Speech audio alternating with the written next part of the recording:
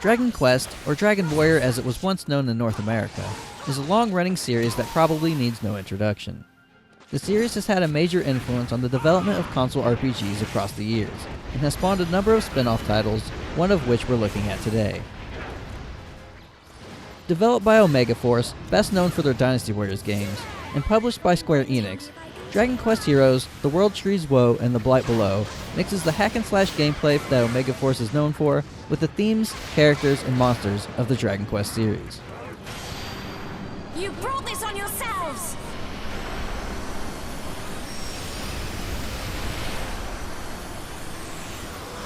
Magic burst! The premise is simple.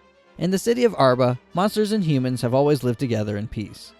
One day, a dark shockwave sweeps through the city, causing all of the monsters who were once friendly to be driven into a frenzied rage, attacking their former human friends.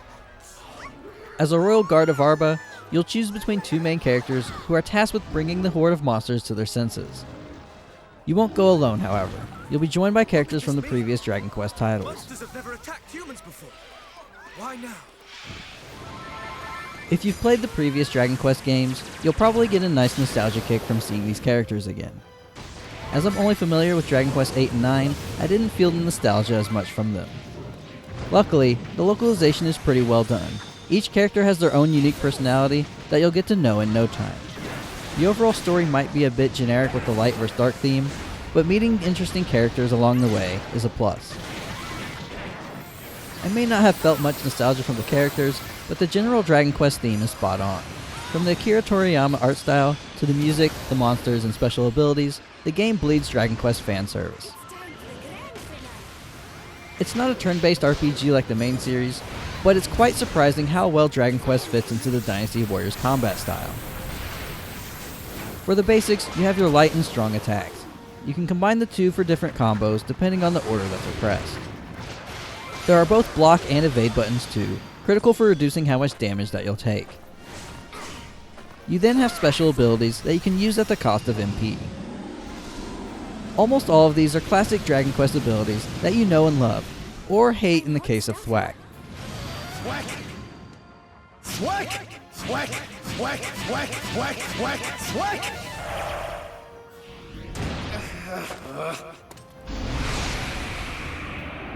Eagle away! You'll even hit the ceiling if you try to use Zoom indoors. It's small touches like these that go a long way in making the game feel like Dragon Quest. As you continue to fight, you'll also begin to feel your tension. When full, you'll enter a state of high tension, where you're invulnerable to attacks, have increased speed and attack power, and have access to your character's ultimate attack, the coup de grace.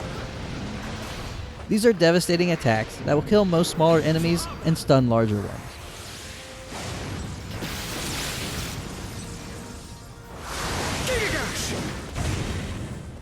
As you can have a party of up to 4 members, you're given the option to swap between them at any point in battle. The AI will take care of the remaining 3. Most of the characters play quite different from one another, adding a nice variety if you find that combat is getting stale. They also all level up separately and have their own unique skill trees to advance. When you defeat a monster, they have a chance to drop a monster medal, that when used, will summon them to help you fight. They come in 2 varieties, one where they'll stand guard where you summon them, and one where they'll use a powerful ability and then disappear. This is a pretty cool mechanic that I almost wish didn't have to exist. You see, a lot of the missions in Dragon Quest Heroes ask you to defend a specific object or person. These sentry medals, as they're called, create a line of defense similar to a tower defense game. This wasn't quite what I was expecting going into the game, and I was severely disappointed for the first few hours as I learned that most of the missions would be like this. Over time, I decided it added a nice change of pace from your typical Warriors game. Not every mission is a defense one by any means, but after 30 or so hours, they become tired. Luckily, there are some great boss fights to break up the normal mission structure. These are some of the most fun and challenging missions in the game.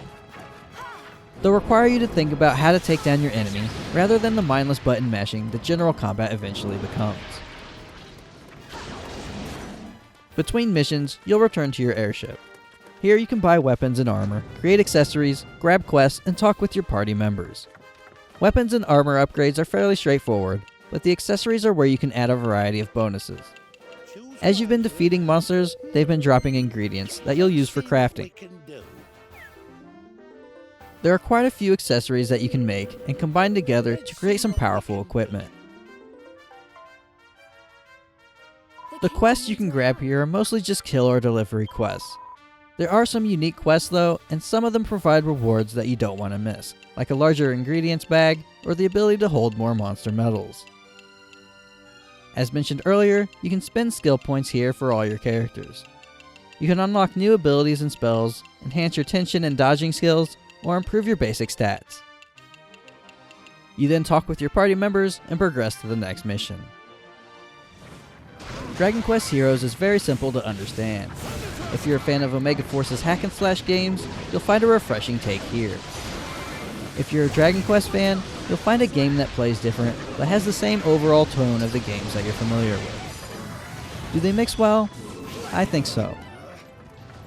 The game is a bit longer than it should be, with a fairly minimal story, and the defense missions can grow old over time, but the boss fights and playing the different characters kept me going.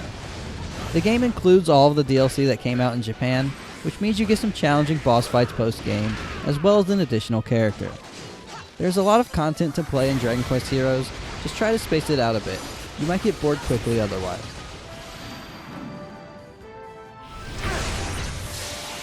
You asked for it. Lightning storm.